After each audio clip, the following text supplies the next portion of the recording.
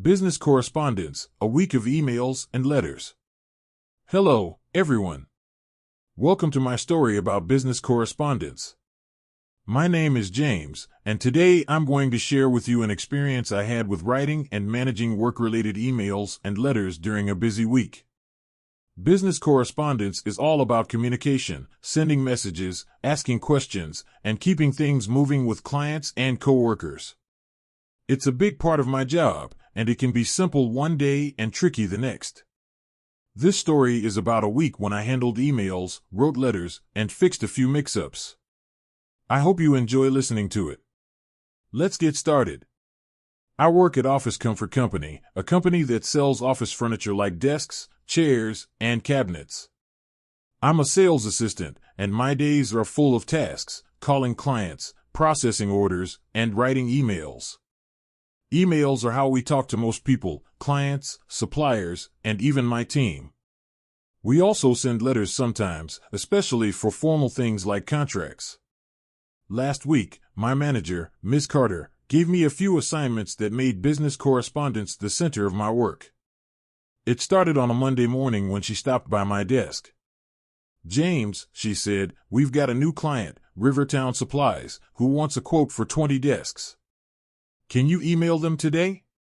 I said yes, it's a routine task, but it needs to be clear and professional. Ms. Carter added, "And we're expecting a reply from Hilltown Office Company about a contract. Check your inbox."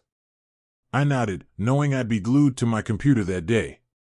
She said, "Keep everything organized, copy me on the emails." I agreed and got to work. The first thing I did was write the email to Rivertown Supplies. I opened my email program at 9 a.m. and clicked New Message. The subject was quote for 20 desks, Office Comfort Company. I typed, "Dear Ms. Thompson, my name is James Wilson, and I'm a sales assistant at Office Comfort Company. Thank you for your interest in our products. As requested, here's a quote for 20 desks, Model A, $50 each, total $1,000, including delivery. Please let me know if you need more details or want to proceed. Best regards, James." I attached a PDF with the desk specs, checked for typos, and added Ms. Carter in the CC field. I hit send at 9:15 a.m. and felt good. It was short, clear, and polite. Next, I checked my inbox for Hilltown's reply. There was nothing yet, just a few ads and a note from Sarah about lunch. I refreshed my email, no change. I told Ms. Carter, "Hilltown hasn't replied yet." She said, "Give them until noon, then follow up." I spent the morning calling other clients, but at 11:45 a.m., I checked again, still nothing. At noon, I wrote a follow-up, subject, "Follow-up on contract, Hilltown Office Company. Dear Mr. Lee, I'm James Wilson from Office Comfort Company. I'm following up on the contract we sent last week for 15 chairs. Have you had a chance to review it? Please let me know if you need anything else. Regards, James." I CC'd Ms. Carter and sent it at 12:05 p.m. At 1 p.m., I got a reply from Rivertown. Ms. Thompson wrote, "Hi James, thanks for the quote. Can you add 10 chairs to it? Model B, please." I smiled, a bigger order. I replied at 1:15 p.m., "Dear Ms. Thompson, I've updated the quote, 20 desks, Model A, at $50 each and 10 chairs, Model B, at $40 each, total $1,400, including delivery. Attached is the new PDF. Let me know if this works. Regards, James." I CC'd Ms. Carter and sent it. She stopped by and said, "Nice work, James, keep them happy." Tuesday, Hilltown replied at 10 a.m., "Hi James, we've signed the contract for 15 chairs. Sending it back today via mail. Can you confirm delivery next week?" I emailed back at 10:15 a.m., "Dear Mr. Lee, thank you for the update. I'll confirm delivery for next week and let you know once we receive the contract. Regards, James." I CC'd Ms. Carter, who said, "Good, track that mail."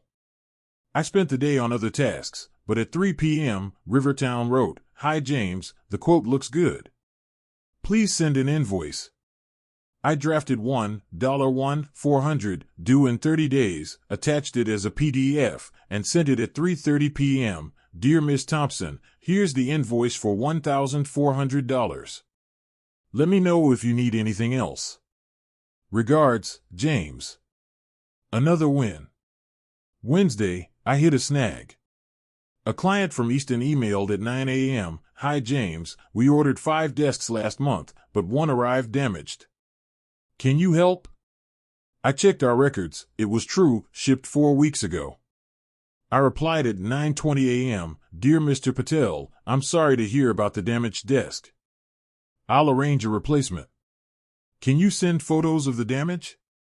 Regards, James." I CC'd Ms. Carter and Tom from shipping. Mr. Patel sent photos at 10 a.m., a cracked leg.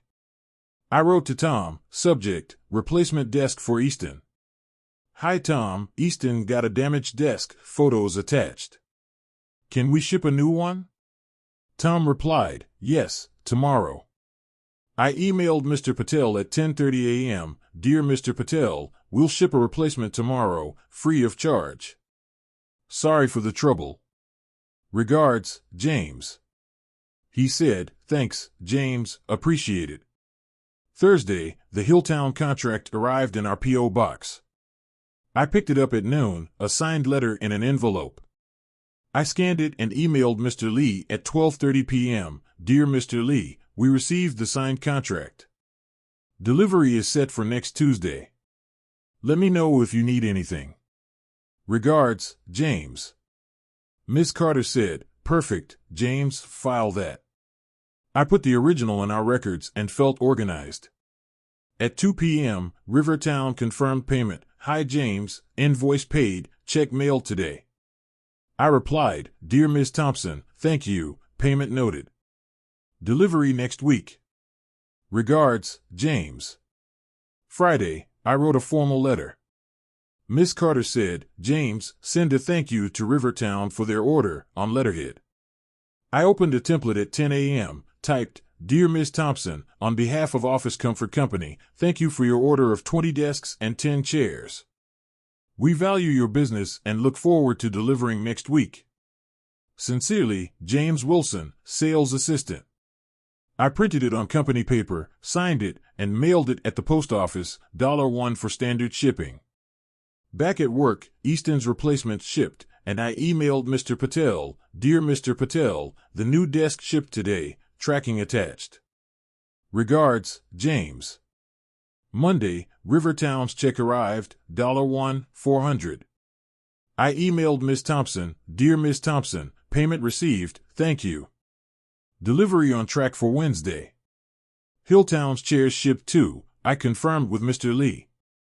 Business correspondence kept everything smooth, emails fixed problems, and letters built trust. That's my story. I hope you liked it.